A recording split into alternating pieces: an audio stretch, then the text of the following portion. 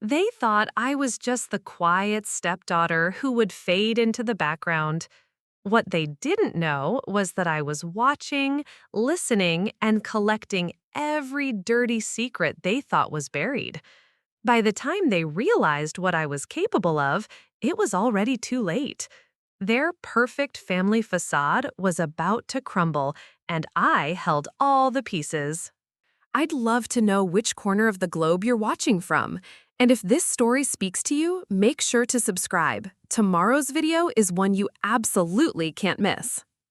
My name is Elena Cartwright, and at 17, I learned that family isn't always about blood.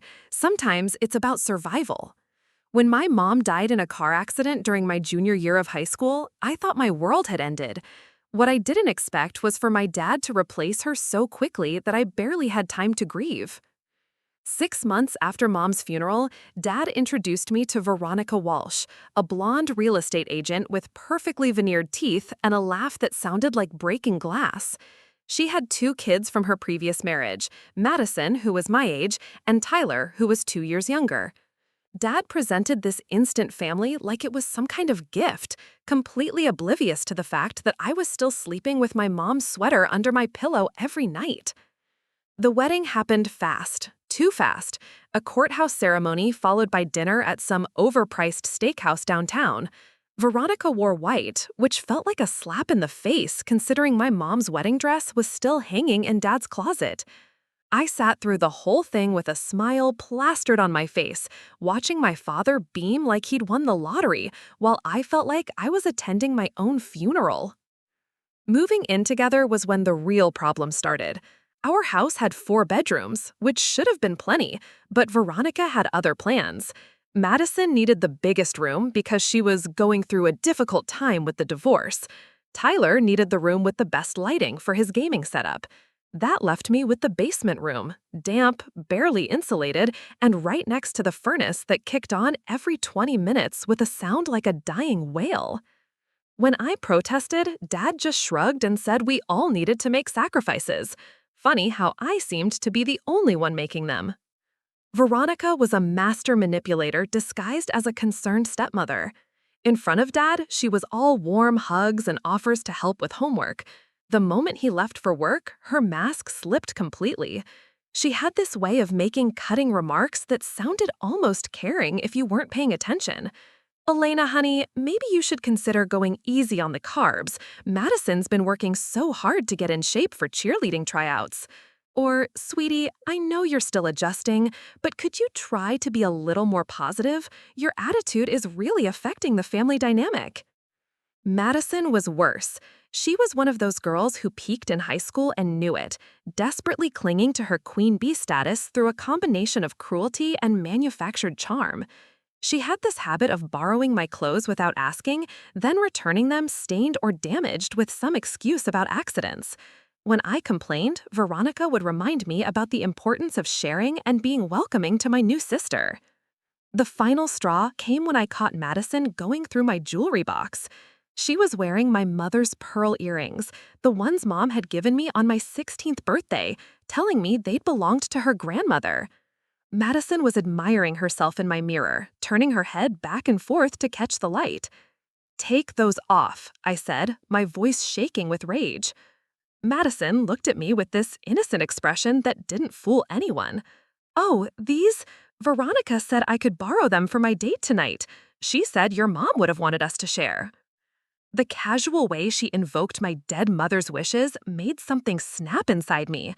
I grabbed her wrist, maybe harder than necessary, and said, "Those were my mother's. Take them off right now."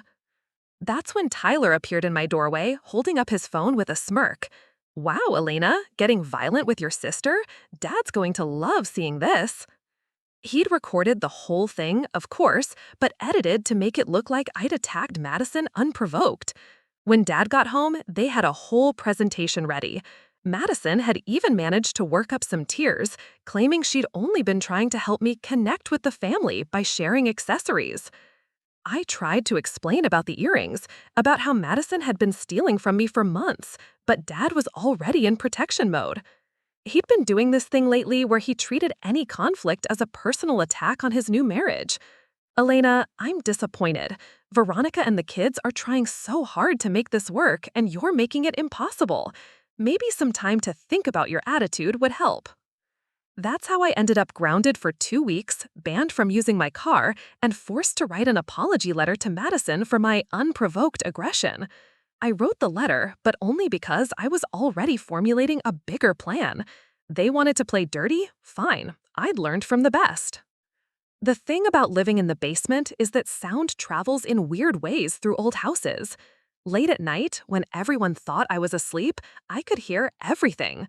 Phone conversations, arguments, private moments they assumed were secret. And what I heard made me realize that my new family had more skeletons than a Halloween store. It started with Veronica's phone calls. She had this friend named Brenda who she talked to every Tuesday night, usually after a few glasses of wine. I learned that Veronica's real estate license was suspended 2 years ago for forging documents, but she was still showing houses and collecting commissions through a colleague's name.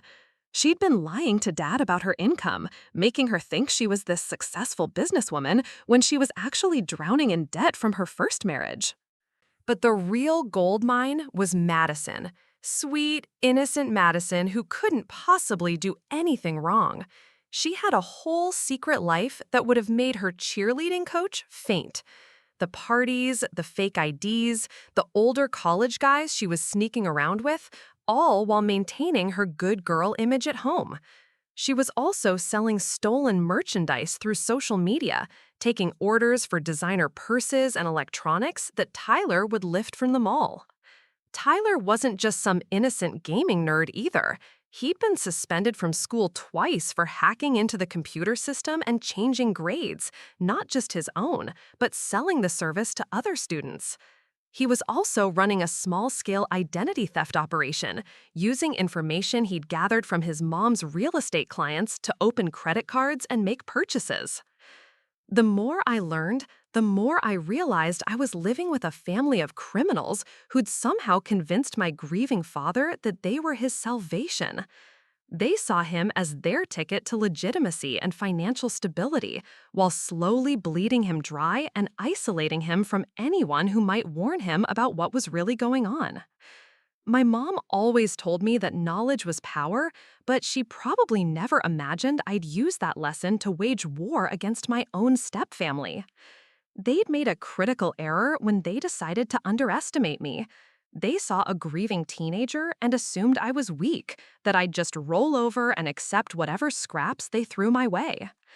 They had no idea that I'd inherited more than just my mother's jewelry. She'd been a forensic accountant before she died, someone who specialized in uncovering financial fraud and hidden assets. She taught me to pay attention to details, to notice when numbers didn't add up, and to always keep records of everything. I started small, documenting every slight, every theft, every lie.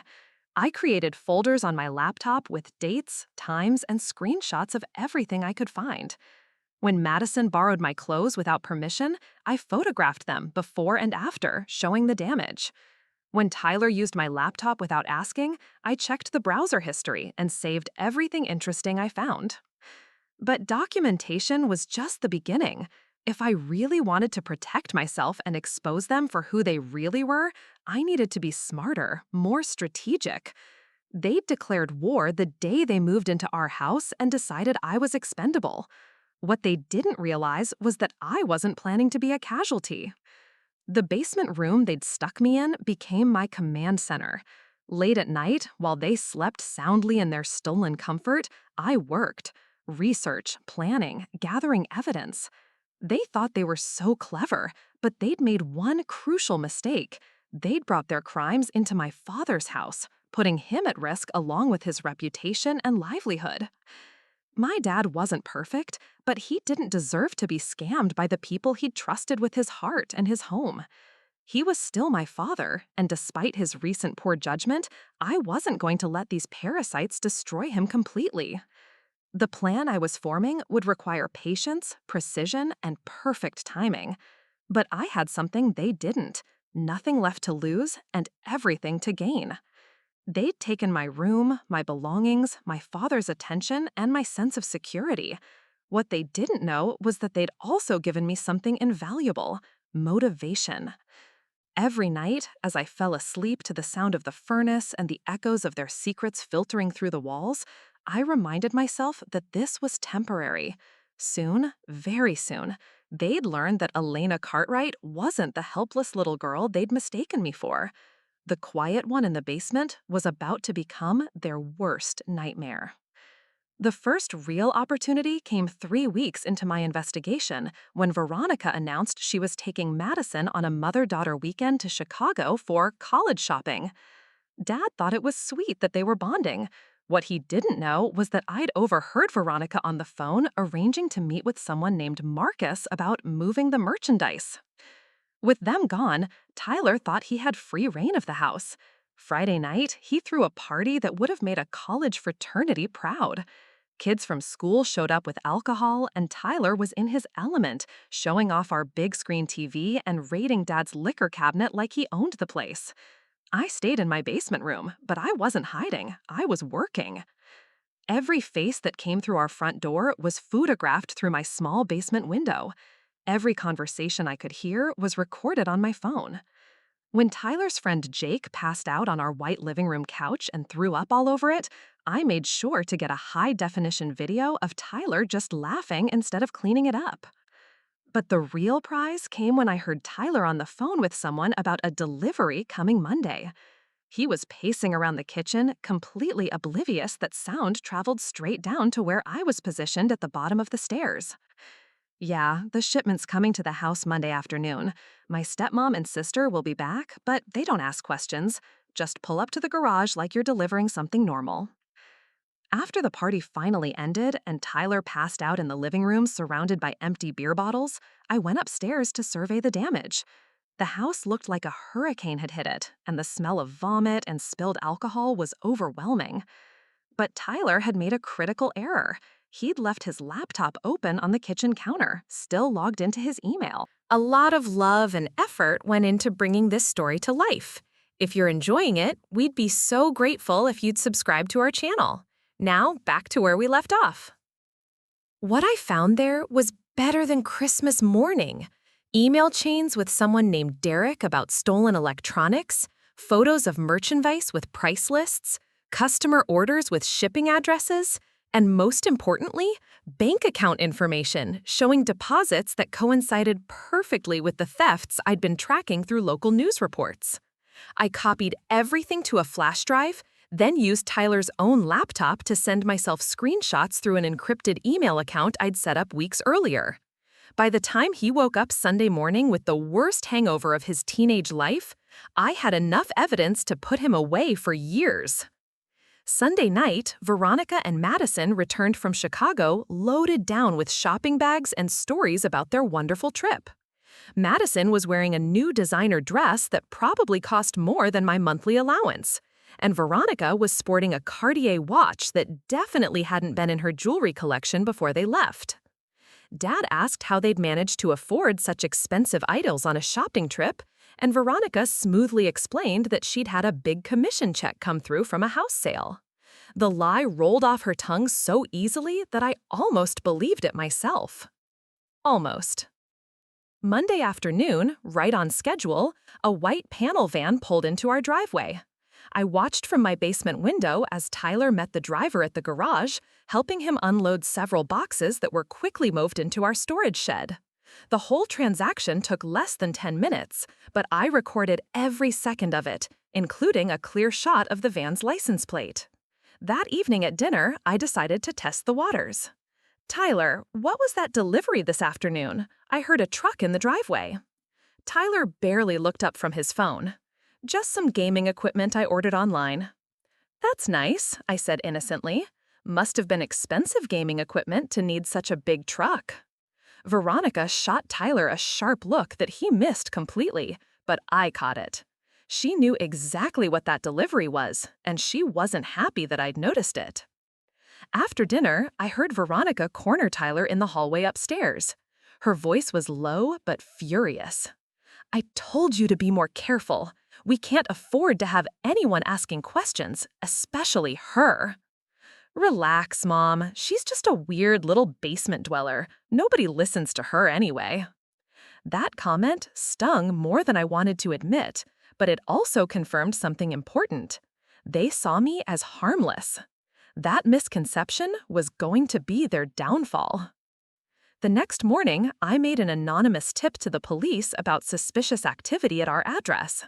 I didn't give them enough information to raid the house immediately, but just enough to put us on their radar. Then I waited. 3 days later, Tyler came home from school in a panic. His friend Derek had been arrested for receiving stolen goods, and Tyler was terrified that Derek would give him up to reduce his own sentence. He spent the afternoon frantically cleaning out the storage shed, moving boxes to a storage unit across town. But Tyler had made another crucial mistake. He'd used his real name and address when renting the storage unit.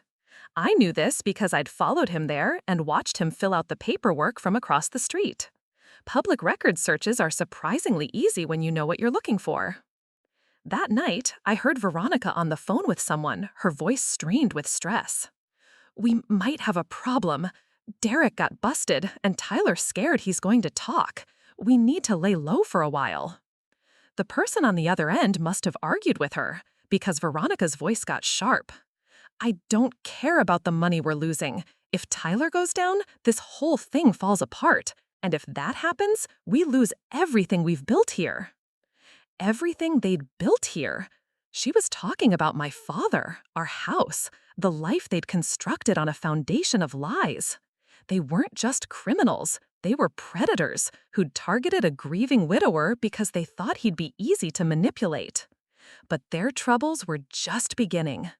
I've been busy making friends with some very interesting people online. There's a whole community of amateur investigators who specialize in tracking down fraud and exposing scammers.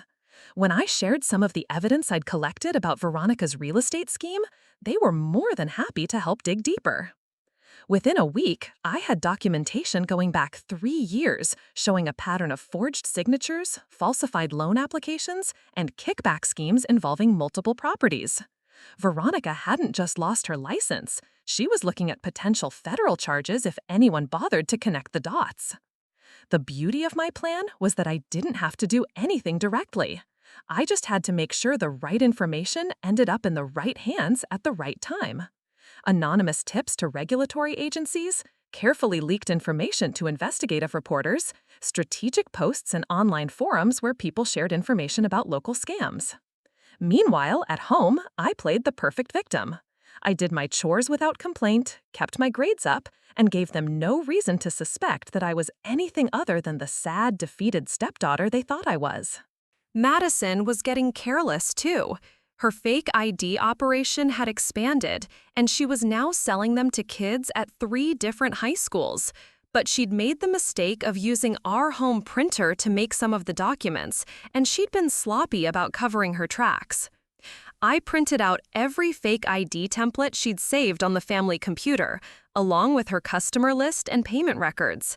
Then I made sure copies found their way to the right school administrators and local law enforcement agencies. The first domino fell on a Tuesday morning. Madison got called to the principal's office and didn't come home until after dinner time, accompanied by Veronica and a lawyer I didn't recognize. From what I could piece together from the heated phone conversations that followed, Madison was facing expulsion and possible criminal charges. Veronica was furious, mostly because Madison's arrest could draw attention to the rest of their activities. "This is exactly what I was afraid of," she hissed into her phone. "Now everyone's going to be looking at us." She was right. They were all connected, and when one thread got pulled, the whole thing would unravel. I just had to keep pulling threads until there was nothing left of their carefully constructed lies. Tyler was next. His gaming equipment story fell apart when police executed a search warrant on his storage unit based on an anonymous tip linking him to Derek's stolen merchandise ring. They found enough evidence to arrest him on the spot, including items stolen from stores across 3 counties. Dad was devastated. His new family was falling apart around him, and he couldn't understand how everything had gone wrong so quickly. Veronica played the heartbroken mother perfectly, crying about how she'd failed her children and begging Dad for his support during this difficult time. But I wasn't done with her yet. The real estate fraud was going to take longer to unravel, but I had something more immediate in mind, something that would hit her where it hurt most, her relationship with my father. With Tyler sitting in juvenile detention and Madison suspended from school pending her court hearing, the house felt different, quieter, but also more dangerous, because now Veronica was desperate, and desperate people make mistakes. She'd been working overtime to present herself as the devoted wife supporting her troubled family through crisis. Every morning she made Dad elaborate breakfasts, packed his lunch with little love notes, and spent evenings massaging her shoulders while talking about how grateful she was for his strength during these difficult times.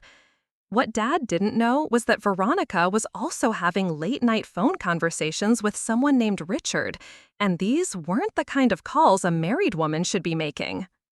"I can't leave him yet," I heard her whisper one night around midnight. "Not until the kids' legal issues are settled. We need his financial support to pay for the lawyers. After that, we can figure out our situation." Richard apparently wasn't happy with this arrangement because Veronica's voice got pleading. "Baby, you know you're the one I want to be with. This is just temporary. Once I get what I need from this marriage, we can start our life together." I recorded every word. The next day, I did some research on Richard and discovered he wasn't just Veronica's secret boyfriend, he was her business partner in the real estate fraud. They'd been running their scam together for years, moving from city to city whenever things got too hot.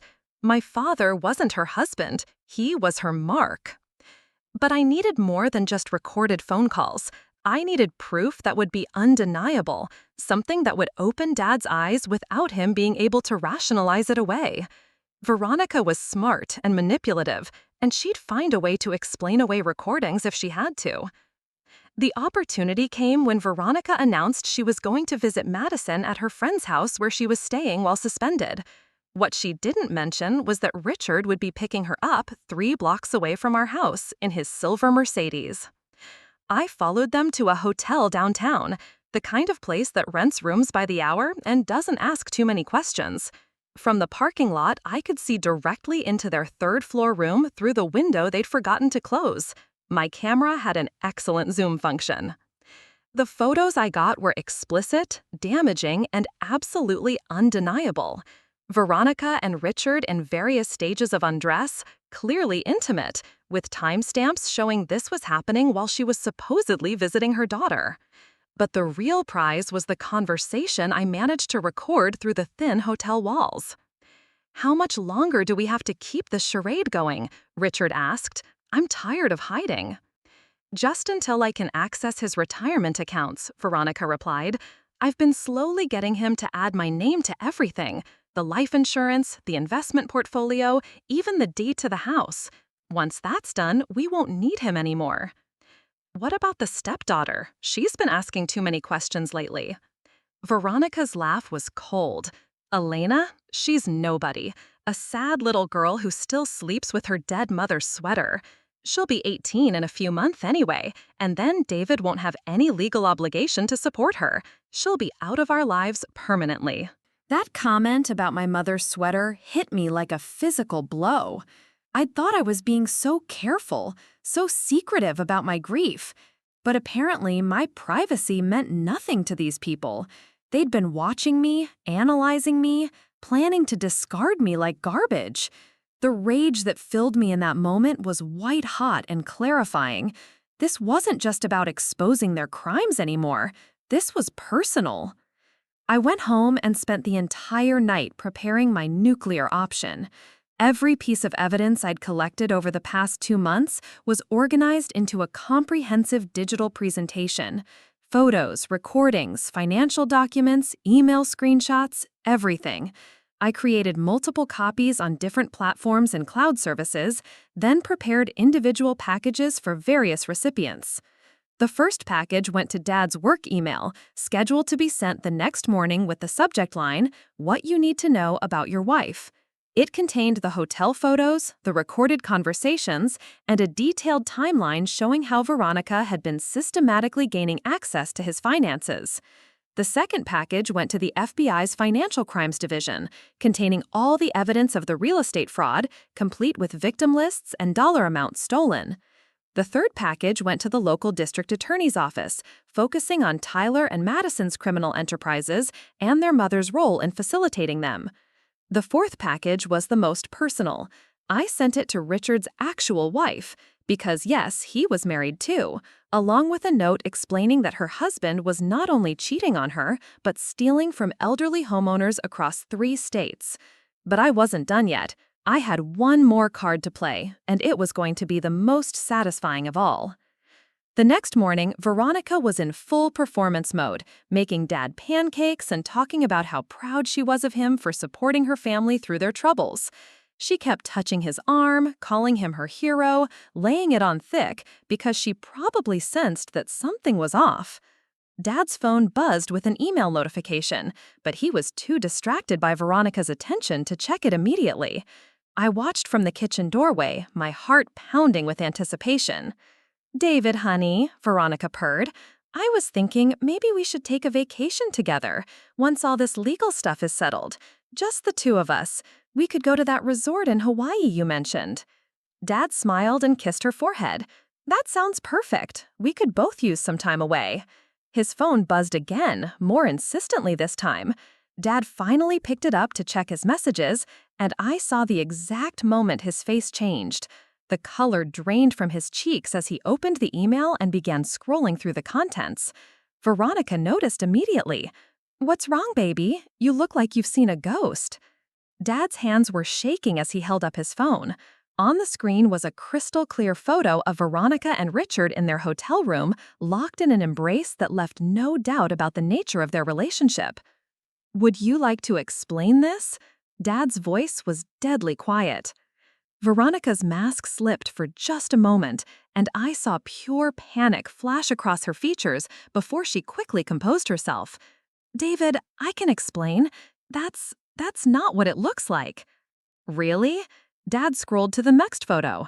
"Because it looks like my wife is having an affair, and according to this recording, I'm planning to steal my retirement money." The recording began playing automatically, Veronica's voice clearly audible discussing how she was going to access his accounts and then leave him. Her face went white as she heard her own words played back to her. "David, please, let me explain. Someone is trying to frame me. This is all fake, manipulated somehow. You know me. You know I would never." "Get out," Dad said quietly. "What?" "Get out of my house, right now." Veronica's composure cracked completely. "You can't be serious. David, I love you. We're married. You can't just throw me out based on some doctored photos and fake recordings." Dad stood up, his phone still in his hand, and for the first time since my mother died, he looked like the strong man I remembered from my childhood. "These aren't fake, Veronica. I can see it in your face. Everything you've told me, everything about you and your kids, it's all been a lie." "That's not true. My children are good kids going through a rough patch, and I have never been unfaithful to you." "Your children are criminals, and you've been planning to rob me blind since the day we got married." Dad's voice was getting stronger, more confident. "I want you out of my house in 1 hour. Take whatever belongs to you and leave." Veronica tried a different approach, suddenly bursting into tears. "David, please, I made mistakes, but I love you. We can work through this. Don't throw away our marriage over one moment of weakness." But Dad was done. "One moment of weakness? Veronica, this shows a pattern going back months. You've been lying to me about everything. Your job, your finances, your children, your feelings for me. Everything." I stayed hidden in the kitchen doorway, watching this confrontation unfold with a mixture of satisfaction and sadness. Satisfaction because finally, my father was seeing the truth. Sadness because I could see how much it was hurting him to realize how completely he'd been fooled. Veronica made one last desperate attempt. If you throw me out, you'll never see Madison and Tyler again. They've come to love you like a father. Don't punish them for my mistakes." Dad's laugh was bitter. "Madison and Tyler are in jail, Veronica, and based on what I'm seeing in these files, they're exactly where they belong." That 1 hour turned into the longest 60 minutes of my life. Veronica didn't leave quietly. She screamed, she pleaded, she threatened, and she promised revenge on whoever had set her up. She tore through the house like a tornado, grabbing anything she could claim as hers, while Dad followed behind her, making sure she didn't take anything that belonged to him. "This isn't over, David," she snarled as she dragged her suitcases toward the front door. "You think you're so smart, but you have no idea what you're dealing with. When I find out who did this to me, they're going to pay." I pressed myself against the kitchen wall, staying out of sight as she stormed past. Even in her rage and desperation, she still didn't suspect me. To her, I was still just the invisible stepdaughter, too weak and pathetic to be a threat. After Veronica's car disappeared down the street, Dad collapsed into his recliner like a man who'd aged 10 years in one morning. He sat there for a long time, just staring at his phone and the evidence that had destroyed his second chance at happiness. I finally emerged from my hiding spot, unsure of what to say or do. How do you comfort someone whose life you've just systematically demolished, even if it was for their own good? "Dad," I said softly. He looked up at me with eyes that were red-rimmed and exhausted. "Elena, I'm so sorry. I'm sorry for everything." I sat down on the couch across from him, and for the first time in months, he really looked at me. Not through me, not past me, but at me. "I should have listened to you," he continued. "I should have seen what was happening. I was so desperate to not be alone, to not feel the pain of losing your mother, that I let them convince me you were the problem." The apology I'd been waiting for was finally here, but it didn't feel as satisfying as I thought it would. Mostly, I just felt tired. "Dad, you need to know something," I said carefully. "That email you received, I sent it." He blinked at me in confusion. "What do you mean?" "All of that evidence, the photos, the recordings, the financial documents, I collected. I've been investigating them for months." Dad stared at me for a long moment, processing this information. You did all of this?" "I tried to tell you what they were really like, but you wouldn't listen, so I decided to show you instead." Instead of anger, I saw something like awe across his face. How did a 17-year-old girl manage to expose a criminal operation that fooled a grown man for over a year? "Mom taught me to pay attention to details, and you taught me that sometimes you have to fight for what's right, even when it's hard." Dad was quiet for a long time. Then he asked, "What else did you find out?" I told him everything about Tyler's theft ring and Madison's fake ID business, about Veronica's real estate fraud and her plans to drain his bank accounts, about Richard and their scheme to move from victim to victim, about how they'd specifically targeted him because they thought a grieving widower would be easy to manipulate. With each revelation, Dad's expression grew more grim. "My God, Elena, they could have destroyed us completely if you hadn't figured this out. They were planning to abandon you once they got access to your retirement accounts. Veronica was going to disappear with Richard, and you would have been left with nothing and probably facing legal consequences for their crimes." Dad put his head in his hands. "I can't believe I brought these people into our home, into your life. I'm supposed to protect you, and instead I put you in danger." "You were grieving, Dad. They took advantage of that. It's not your fault they're criminals." But even as I said it, I could see the guilt eating at him. He'd failed as a father, and he knew it.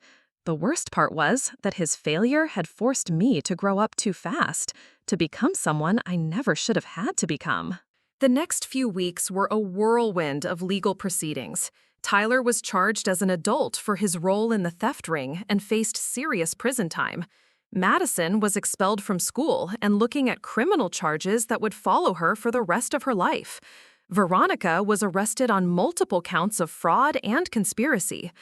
Richard tried to flee the state when he realized the investigation was closing in, but he was caught at the border with a car full of stolen merchandise and forged documents. His wife filed for divorce and testified against him in exchange for immunity from prosecution. The house felt different with just Dad and me in it. Bigger, somehow. Quieter, but in a good way.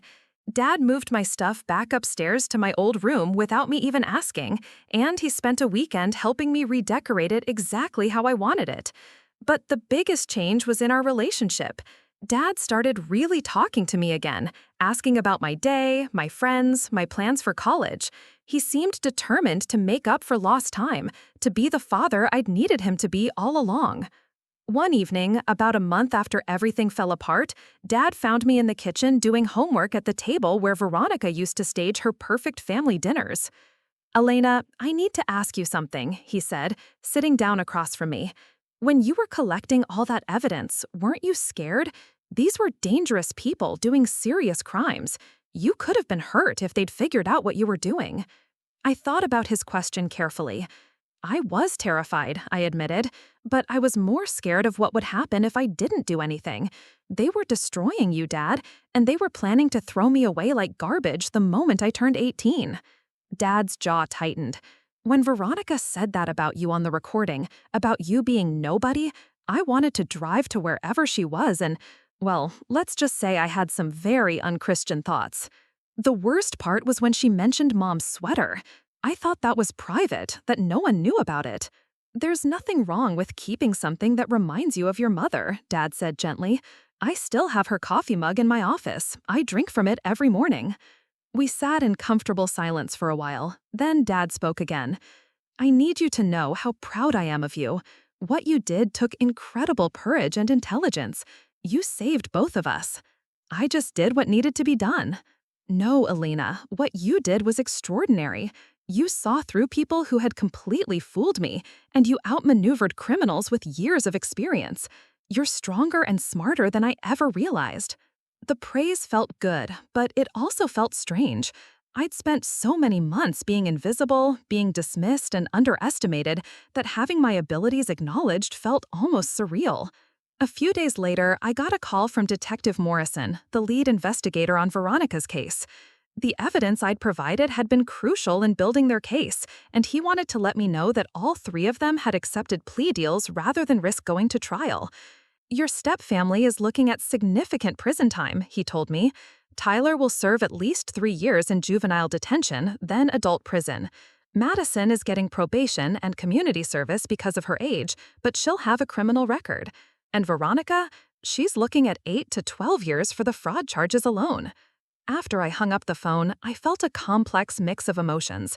Relief that justice was being served, sadness for Dad, who was still dealing with the betrayal, and something else, a sense of closure that I hadn't expected. That evening, Dad suggested we drive out to Mom's grave. We hadn't been there together since the funeral, and I think we both felt like we needed to tell her what had happened. Standing there in the quiet cemetery, with fresh flowers in our hands and the setting sun casting long shadows across the headstones, Dad finally broke down completely. All the guilt and shame and grief he'd been holding back came pouring out. "I'm so sorry, Sarah," he whispered to Mom's headstone. "I let them hurt our daughter. I failed both of you." I put my arm around his shoulders, and for the first time since Mom died, I felt like we were really a family again. Just the two of us, but that was enough. "She would be proud of you," I told him. "You made a mistake, but you listened when it mattered. That's what good fathers do." As we drove home in the gathering darkness, Dad made me a promise that he's kept every day since. "I will never let anyone hurt you again, Alina. Never. You're the most important person in my life, and I'm going to spend the rest of it making sure you know that." The house that had once felt like a battlefield became our sanctuary again. We established new routines, new traditions, new ways of being a family of two. Dad started cooking again, badly, but with enthusiasm. I taught him how to do laundry without turning everything pink. We watched movies together and argued about the endings. Most importantly, we talked about Mom, about our mistakes, about our hopes for the future, about how sometimes the people who seem the most harmless are actually the most dangerous because no one expects them to fight back. 6 months after Veronica's sentencing, I thought our story was over. The house had settled into a peaceful routine, Dad was seeing a therapist to work through his guilt about the marriage, and I was focused on my senior year and college applications. We'd both learned to sleep through the night without jumping at every unexpected sound. That's when Madison showed up at our front door. She looked different, thinner, older, with dark circles under her eyes and hair that hadn't seen a professional stylist in months. The designer clothes were gone, replaced by worn jeans and a faded jacket that had seen better days. But her eyes still held that familiar, calculating gleam that made my skin crawl. "Hello, Elena," she said when I opened the door. "We need to talk." "No, we don't," I replied, already moving to close the door. "You're not supposed to be here. Isn't there a restraining order?" Madison wedged her foot in the doorframe. "That expired last month. Look, I know you probably don't want to see me, but I have information you need to hear about your precious evidence." Despite every instinct screaming at me to slam the door in her face, curiosity won out. "What are you talking about?" "Can I come in?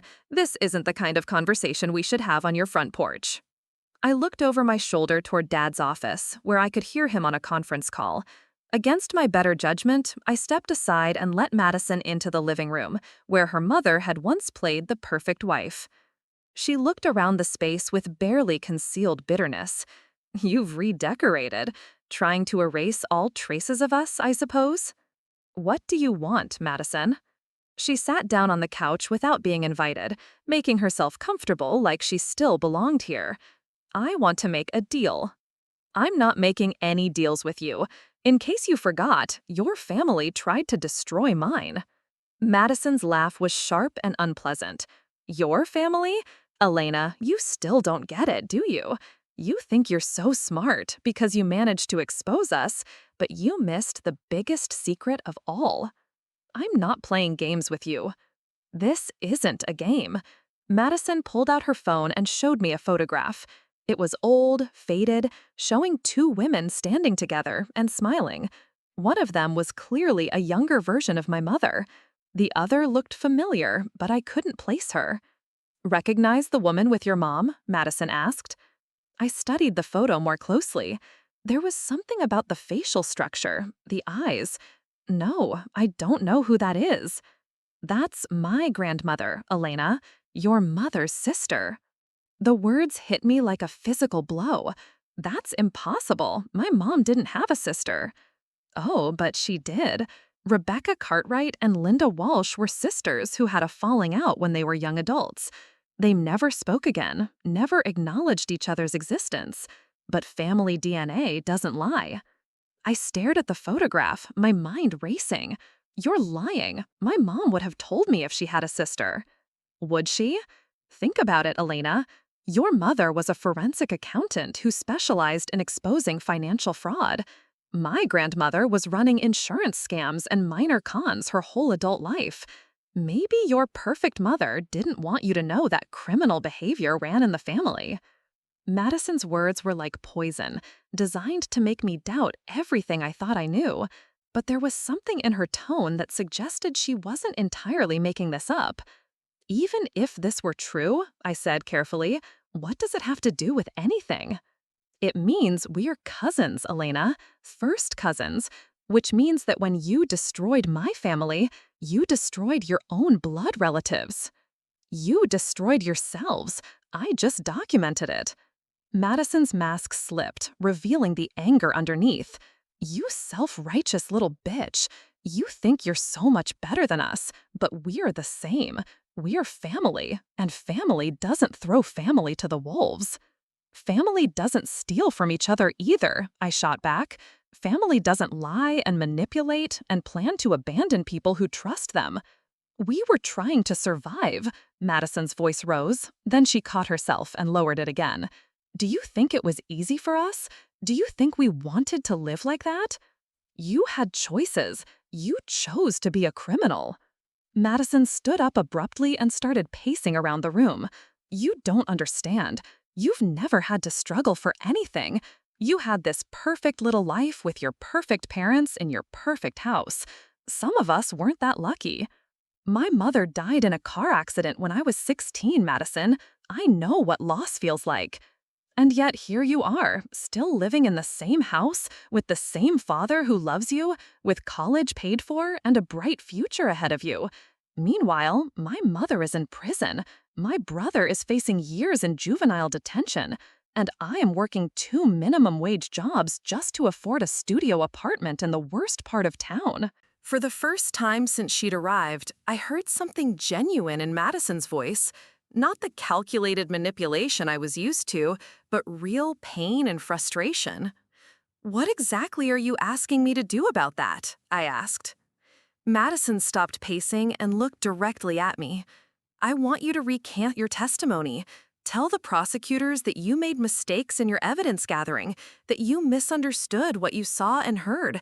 Give my family a chance to appeal their sentences." "Absolutely not. Elena, we're blood. We're the only family each other has left on our mother's side. Doesn't that mean anything to you?"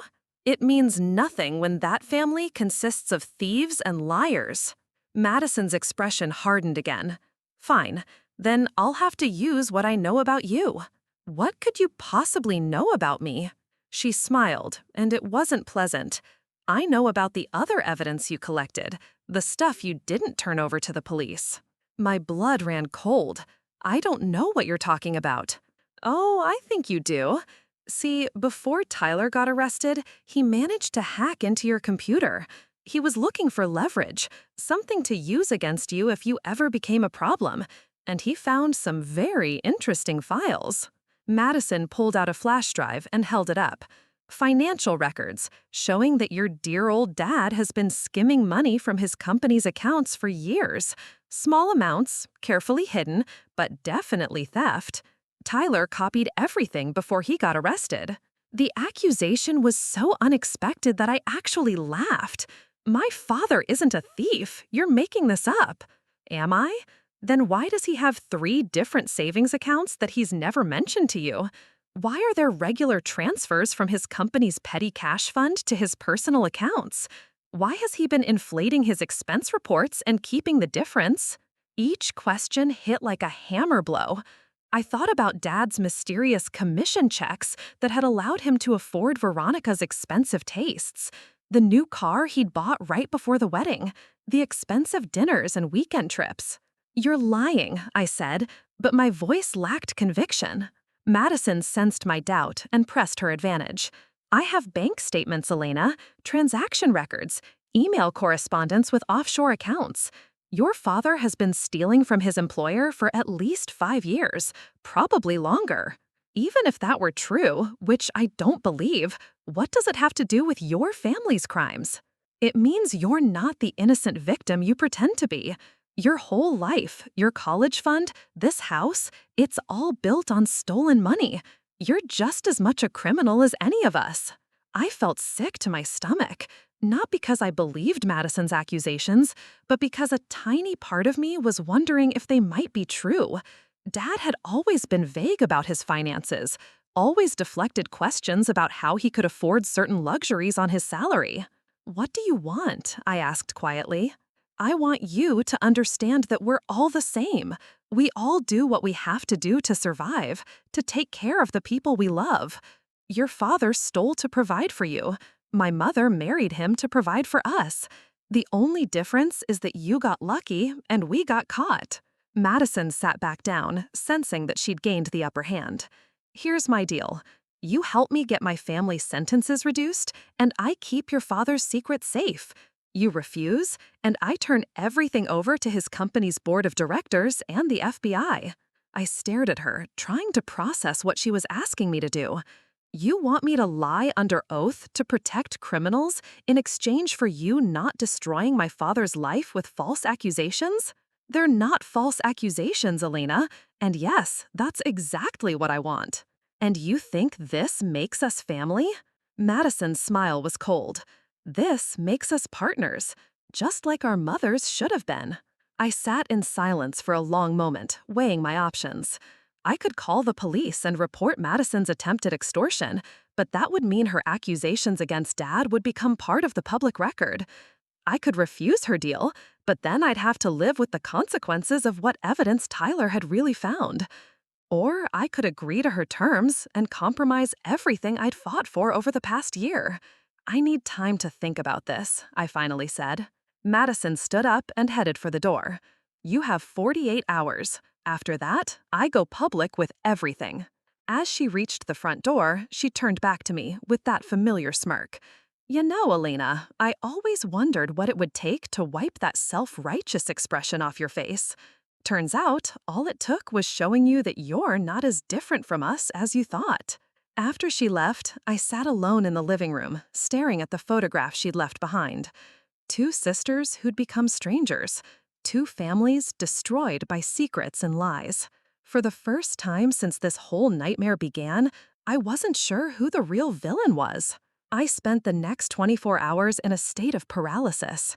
Every time I looked at Dad, I found myself studying his face for signs of guilt, analyzing his behavior for clues about whether Madison's accusations could possibly be true.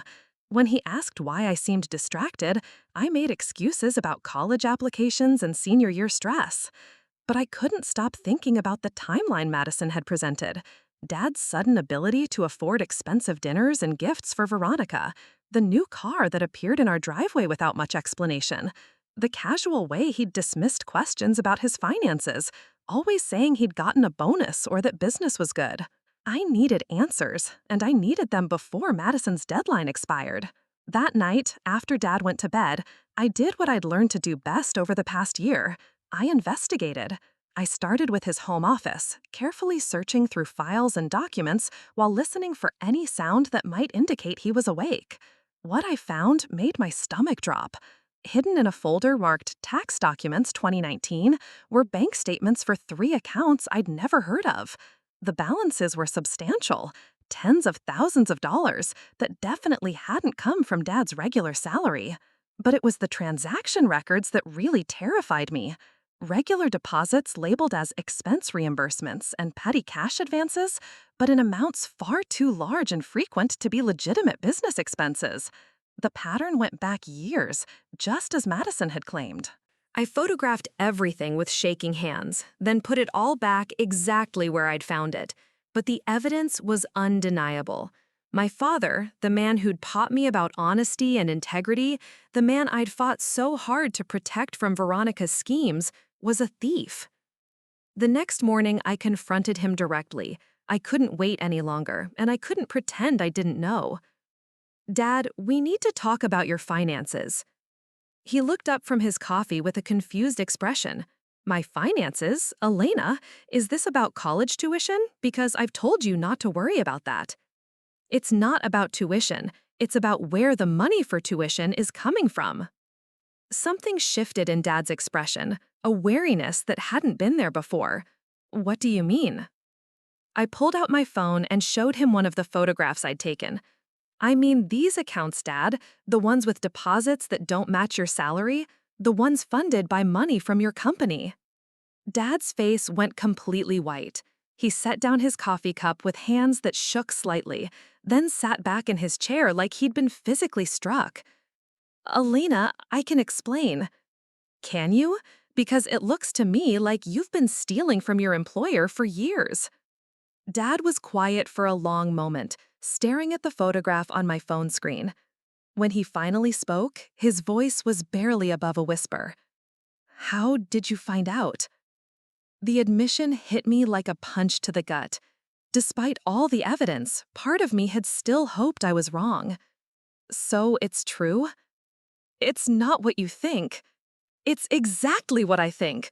My voice cracked with emotion. You've been lecturing me about honesty and integrity while stealing money from your own company. How long has this been going on? Dad rubbed his face with both hands. Since right after your mother died. Maybe a little before. Before? Dad, Mom were forensic accountants. She built her career on exposing people who did exactly what you're doing. How could you? Because I was desperate. Dad's composure finally cracked. Do you think your mother's medical bills just disappeared when she died? Do you think her funeral was free?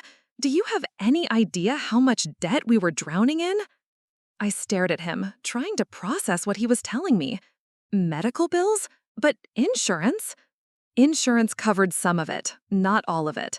The experimental treatments we tried in those last months, the specialists, the private hospital room so she could have some dignity at the end, none of that was covered.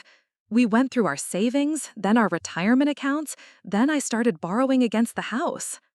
Dad stood up and started pacing around the kitchen, running his hands through his hair. After she died, I was still making payments on medical debt that was bigger than our mortgage.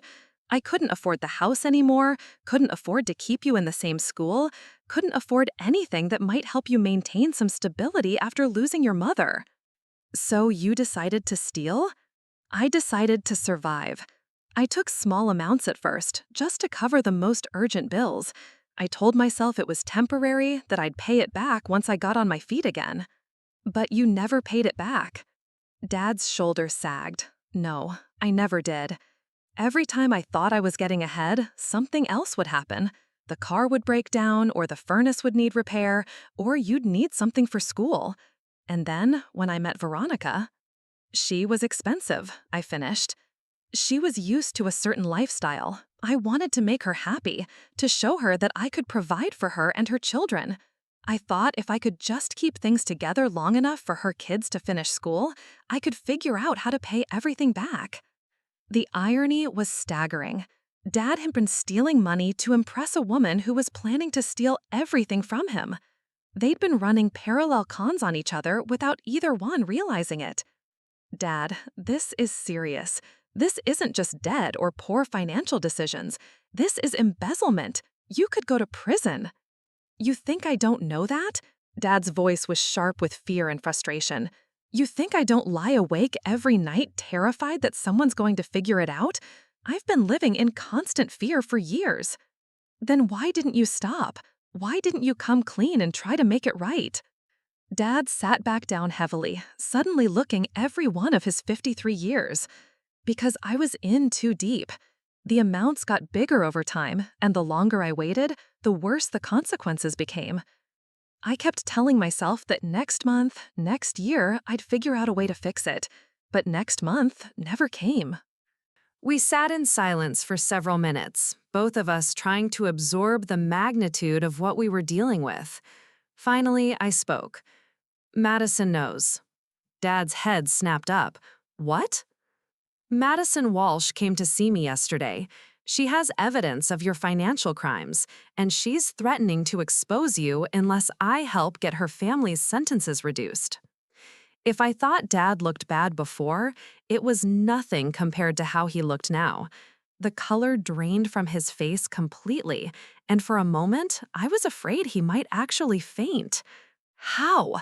How could she possibly know? Tyler hacked into my computer before he got arrested. He found financial records that I didn't even know I had. Dad put his head in his hands. Oh God, Elena, I'm so sorry. I never meant for this to affect you. I never wanted you to be involved in any of this. But I am involved, aren't I?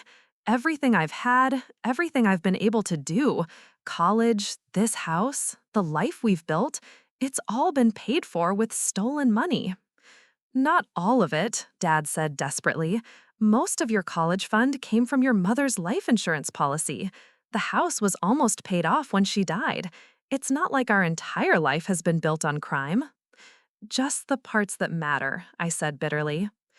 Dad looked at me with an expression of complete devastation.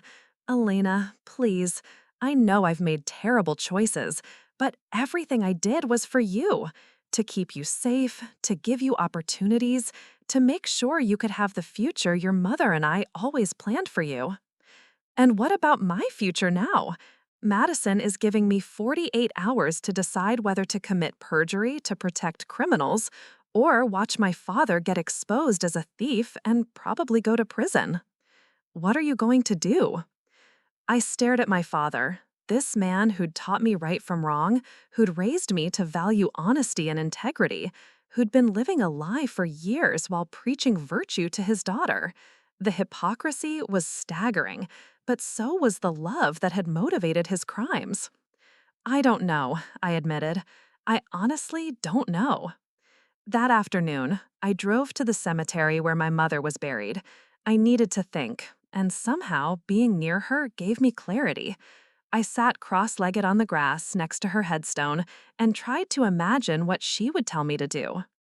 Mom had spent her career exposing people like Dad, people who justified their crimes with noble motivations and desperate circumstances. She'd always said that the most dangerous criminals were the ones who convinced themselves they were doing wrong for right reasons. But she'd also loved Dad completely, and she'd loved me enough to want the best possible life for me. Would she want me to protect the man she'd married, even if he'd betrayed everything she stood for? Or would she want me to uphold the principles she'd lived by, regardless of the personal cost? As the sun began to set, I made my decision. It wasn't easy, and it wasn't going to make anyone happy, but it was the only choice I could live with. I called Madison and told her I was ready to give her my answer. I met Madison at a coffee shop downtown, the same one where Dad used to take me for hot chocolate when I was little. The irony wasn't lost on me that I was about to betray everything he'd taught me in a place that held so many good memories of us together. Madison was already there when I arrived, sitting in a corner booth with her back to the wall like she was afraid someone might sneak up on her.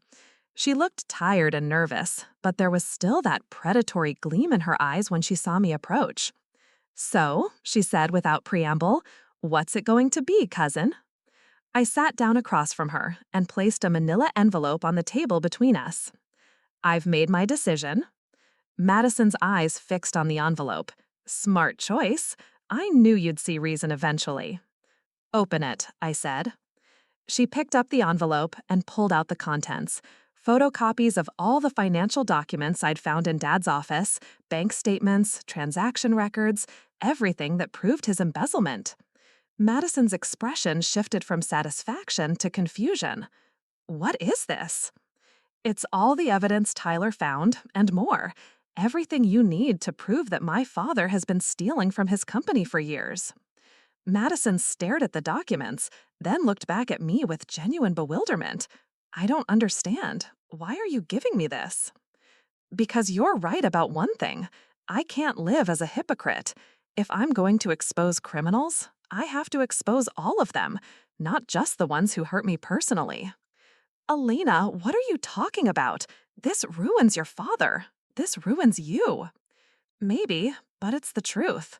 I leaned back in my chair, feeling strangely calm now that the decision was made. "You want to know the difference, us, Madison? You think being family means protecting each other's crimes. I think being family means holding each other accountable for them."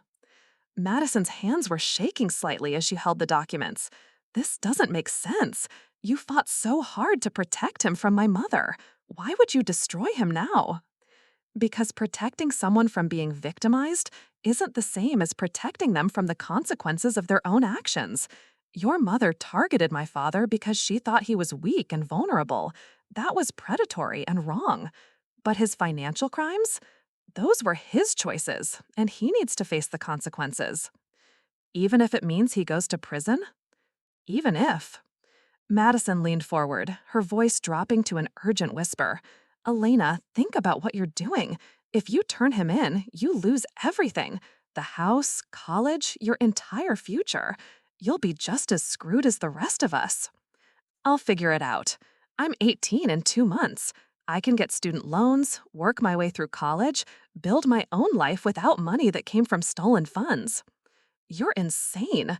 Madison shoved the documents back across the table. "I don't want these. I want you to lie for my family so we can all go back to our normal lives." "There is no normal life built on lies, Madison. Trust me, I've learned that lesson the hard way." Madison's composure finally cracked. "You sanctimonious bitch. You think you're so much better than everyone else, don't you? You'd rather destroy your own father than admit that you're just as corrupt as the rest of us." "I'm not destroying him. I'm giving him the chance to do the right thing for once in the past 5 years." "And if he doesn't? If he refuses to confess and you have to turn him in yourself?" "Then that's what I'll do." Madison stared at me for a long moment, and I could see her calculating, trying to figure out some angle that would get her what she wanted. Finally, she played her last card. What about the family connection? Doesn't it mean anything to you that we're blood relatives? I picked up the old photograph she'd shown me and studied it one more time. My mother and Madison's grandmother, young women with their whole lives ahead of them, before secrets and lies tore them apart. You know what I think? I said. I think this photograph is real.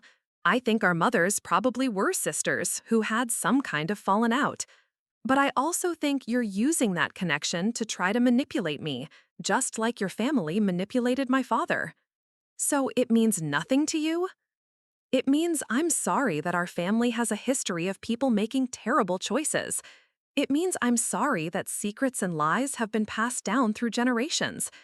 But it doesn't mean I'm going to continue that tradition. I stood up from the table. I'm going home to tell my father that he has 24 hours to confess his crimes to his employer and arrange restitution. If he doesn't, I'll turn over all the evidence to the authorities myself. Madison grabbed my arm as I started to walk away. Elena, please, if you do this, my family will never get their sentences reduced. Tyler could spend years in prison. My mother. Your mother is a career criminal who targeted vulnerable people for decades. Tyler chose to steal instead of getting a job. You chose to sell fake IDs instead of focusing on school. Those aren't my choices, Madison. They're yours. But we're family. I gently pulled my arm free from her grip. No, we're not. Family is about more than shared DNA. It's about love, trust, and mutual respect. It's about being there for each other in good times and bad. It's about telling each other the truth even when it hurts. I paused at the door of the coffee shop. Your family came into my home and treated me like garbage. You stole from me, lied about me, and planned to throw me away the moment I became inconvenient. That's not family, Madison. That's predation. The drive home felt like the longest 20 minutes of my life. I knew that when I walked through our front door, everything was going to change forever. Dad and I might never have the same relationship again. I might lose the house I'd grown up in, the financial security I'd always taken for granted, even my father's love and respect. But I also knew that I'd be able to look at myself in the mirror without flinching. I'd be able to honor my mother's memory by living according to the principles she'd taught me. And maybe, if I was lucky, I'd be able to break the cycle of lies and secrets that had poisoned both sides of my family tree. Dad was waiting for me when I got home, sitting in the same chair where I'd confronted him about Veronica's crimes. He looked up at me with hopeful eyes. How did it go with Madison? Were you able to work something out? We need to talk, Dad. Over the next hour, I told him everything. About my decision to refuse Madison's blackmail attempt, about my plan to give him the chance to come clean voluntarily, about my refusal to continue living off the proceeds of his crimes. Dad listened without interrupting, his expression growing more devastated with each word. When I finished, he sat in silence for a long time. "You're going to turn me in," he finally said. "I'm going to give you the chance to turn yourself in. There's a difference. Elena, you realize this will destroy both of our lives. It'll end the lies. That's not the same thing as destruction." Dad was quiet again, then asked, "What made you decide to do this?" I thought about his question carefully before answering. Mom always said that the truth has a weight to it, that lies might seem easier in the short term, but they get heavier over time until they crush everyone involved. I'm tired of carrying the weight of other people's lies, Dad, and I won't make you carry the weight of mine.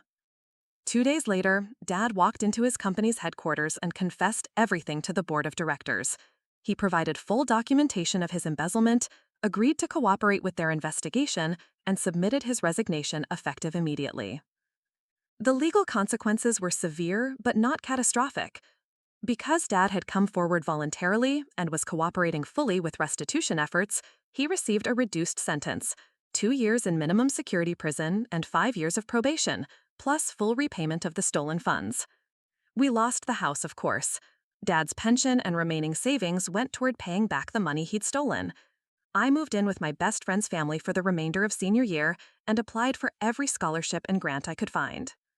It wasn't easy.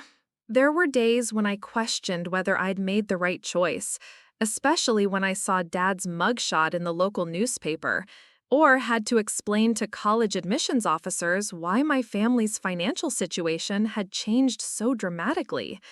But there were also unexpected gifts.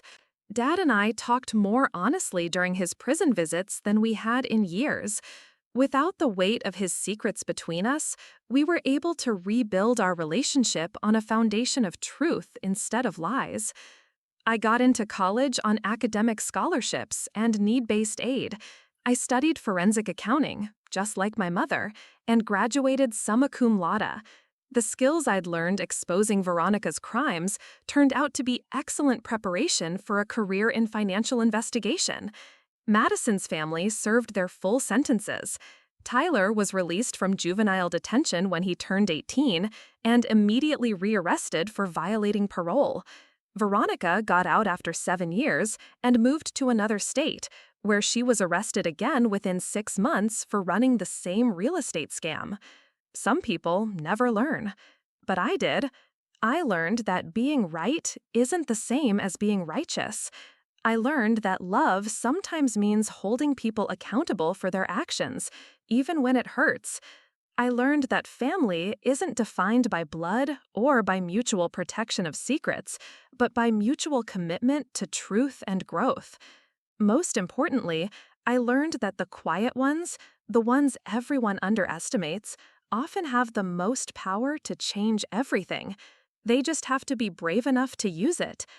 Today, I work for the FBI's Financial Crimes Division, and I specialize in cases involving family-based fraud and embezzlement.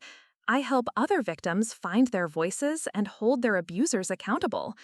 Sometimes, I think about Madison and wonder if she ever figured out that real family isn't about protecting each other's crimes. It's about helping each other become better people. I hope someday she learns that lesson, but that's her choice to make, not mine. I made my choice a long time ago, in the basement of a house that no longer belongs to me, surrounded by the echoes of other people's secrets. I chose the truth, and despite everything it cost me, I've never regretted that choice for a single day. Looking for more? We've got 2 amazing stories ready for you right on screen. If this one touched you, these are absolutely worth your time. Click to watch them now. And hey, subscribe and hit that bell to never miss our latest uploads.